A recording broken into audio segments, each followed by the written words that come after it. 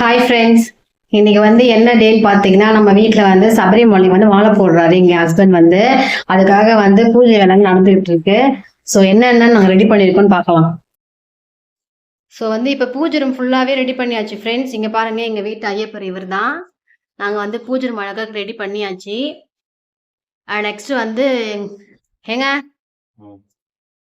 என்ன பாரு, சுவாமியே சரணம் ஐயப்பா. இந்த வருஷம் நம்ம வீட்டில் மாலை போட்டிருக்கோம். ஐயப்பனோட அருள் நம்ம கண்டிப்பாக கிடைக்கணும். நீங்களும் எங்களுக்காக ப்ரேயர் பண்ணுங்க ஃப்ரெண்ட்ஸ். என்ன பண்ணிட்டு இருக்காங்க? சக்கரை பொங்கல் கடையிலுக்காக சக்கரை பொங்கல் ரெடி பண்ணிட்டு இருக்கோம்.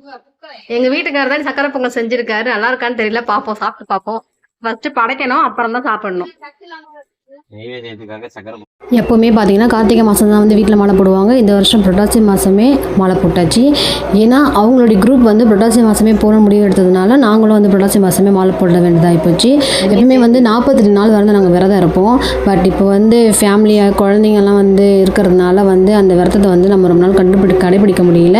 ஏன்னா பசங்களை வச்சுக்கிட்டு பண்ணுறது கொஞ்சம் கஷ்டமாக இருக்குது. ஸோ அதனால் என்ன பண்ணணும்னு பார்த்தீங்கன்னா ஒரு 25 டேஸ் தான் கரெக்டாக அவங்க மலைக்கு போகிறதுக்கு டேஸ் இருக்குது. ஸோ 25 டேஸ் மாலை போட்டுட்டு 25 டேஸ் விரதம் இருந்து நம்ம சபரிமலைக்கு கோயிலுக்கு கிளம்பணும்.